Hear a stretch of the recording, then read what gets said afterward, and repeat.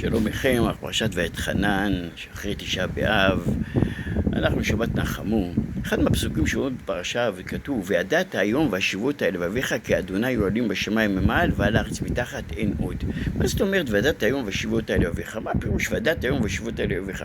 להגיד לך שאתה יודע הרבה דברים, אתה יודע שהתורה אמת, המצוות אמת, ויש גן עדן ויש גיהנום והכל אמת, מה שכתוב אמת, אתה יודע בשכל שלך שהכל אמת ויבוא משיח והכל יהיה טוב והכל אמת, אבל הלב עדיין לא מרגיש, עדיין לא מרגיש את האם אני עושה מצוות, אז יש לי גן עדן, ואם אני מדבר לשון הרע, אז הלשון נחתכת לי. הוא יודע את הדברים האלו בשכל, הכל הוא יודע את זה בשכל, אבל עדיין הלב לא מרגיש. לכן הוא אומר לך הפסוק, וידעת היום, מה שאתה יודע היום, תכניס, וידעת היום והשבות האלה ואביך, תכניס את זה ללב כדי לדעת את הידיעות שאתה יודע בשכל שלך.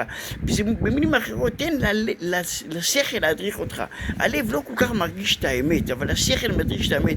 אם השכל יודע שלעשות מצוות, לקום בבוקר, להתפלל טוב, לעשות חסדים, לעשות צדקות, ללמוד עוד תורה ועוד לזכות את הרבים, השכל יודע את זה, שיש הרבה שכר בזה, וזה הרבה טוב, שיש גן עדן גדול בגלל זה. הלב עדיין לא מרגיש את זה, אבל תעשה את זה. השכל יודע שאסור לדבר בבית הכנסת, בבית הכנסת מה כתוב עליו, אבל הלב עדיין לא מרגיש את זה. תן לשכל להדריך אותה ותתנהג לפי השכל שלך ולא לפי הלב שלך, וככה לאט לאט הלב יתרגל. נתן לכם דוגמה. כל אחד יודע, או לא כל אחד יודע, אבל כתוב בפסוק, מרבה נכסים, מרבה דאגה. מה זאת אומרת? בירום לכרות, הגמרא אומרת, המשנה באבות אומרת, כל מי שמרבה נכסים, מרבה דאגה, זה לא טוב להיות עשיר. מה, אתה צריך דאגות?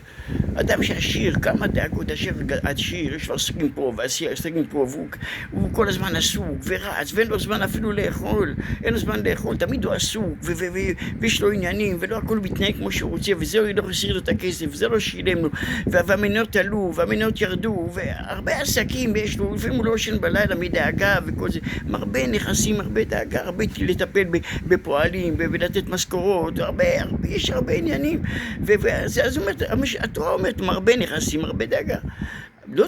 לא טוב להיות עשיר, צריך להיות עשיר, אבל למה אדם רוצה להיות עשיר כקורח?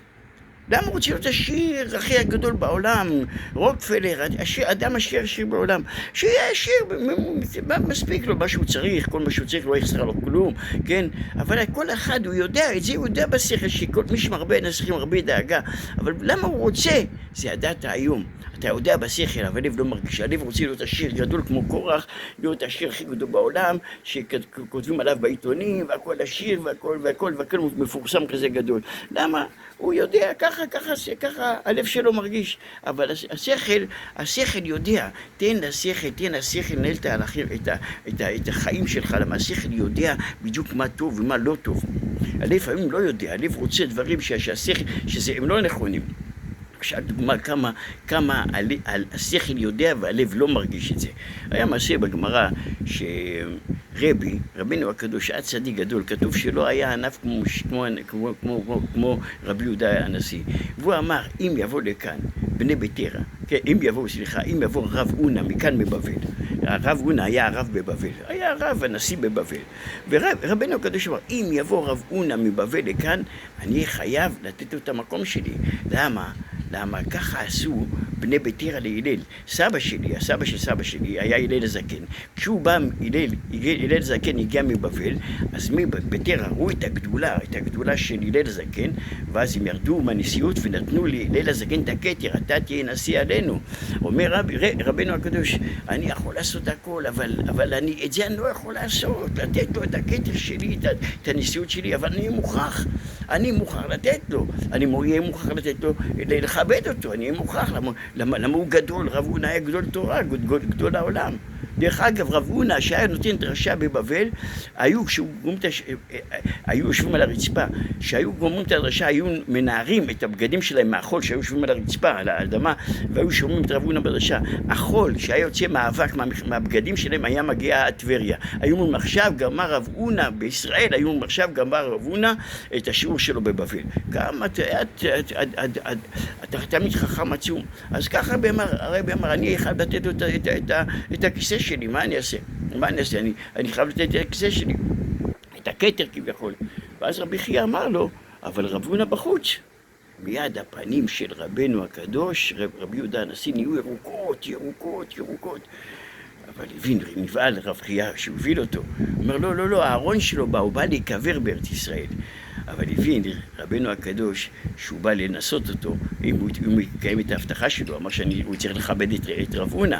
לכן הוא אמר בפנים, רב הונא בחוץ, והוא לא פירש שארונו בא בחוץ. אמר, הולך שתקל מי קורא לי בחוץ, מי קורא לי בחוץ. הוא הלך וראה בחוץ שאין אף אחד, אז הבין שהוא רבנו הקדוש כועס עליו, אם הרב כועס עליו, הוא צריך להיות בנידוי. הוא היה צריך בנידוי, חודש ימים בנידוי. דרך אגב, החודש הזה שהוא היה בנידוי, ולא נכנס לשיעורים של רבנו הקדוש, הוא לימד את כל ההלכות של התלמוד, איך לומדים את האחיין שלו, את רב. והרב מזה, מהלימוד של החודש ימים האלו, נבנה כל תלמוד הבבלי בבבל. ככה הרב אחרי זה עבר לגור בבבל, ואז בחודש הזה לימד את כל יסודות התלמוד, איך לומדים, איך שואלים, את כל התירוצים, לימד אותו רבי חייא את כל ההלכות האלו, ומזה קם תלמוד ירושלמי. אבל מה אנחנו רואים כאן מהמעשה הזה? שאפילו שרבנו הקדוש היה ענף גדול, והוא ידע בסדר שהוא צריך לכבד את רב הונא, הוא באמת ראוי להיות הנשיא כביכול, כמו שעשו בני ביתרא לסבא שלו, לילד. אבל הלב שלו עדיין לא הרגיש, הוא נהיה ירוק בפנים, עדיין לא הרגיש, הלב שלו לא הרגיש. זה התפקיד שלנו באמת, לדעת היום והשיבות הלבביך, התפקיד שלנו בעולם, לדעת, יש אנשים שבשבילם בא המשיח כבר, חיים בידיעה שהכל לטובה, שהכל רצון השם, שהקדוש ברוך הוא עושה את הכל, זה כל מה שיש, זה רצון השם, יש לי או אין לי, זה הכל רצון השם, אתה לא יכול לצפות עם משהו אחר, רק מה שהקדוש ברוך הוא רוצה, זה מה שיהיה, כן התחתנת, לא התחתנת, יש לך כסף, אין לך כסף, זה הכל צריך לחיות בידיעה שכל דבר זה שכאן רצון השם, וזה הטוב ביותר בשבילו, וחיים את זה בידיעה ומספחים מאוד במציאות הזאת.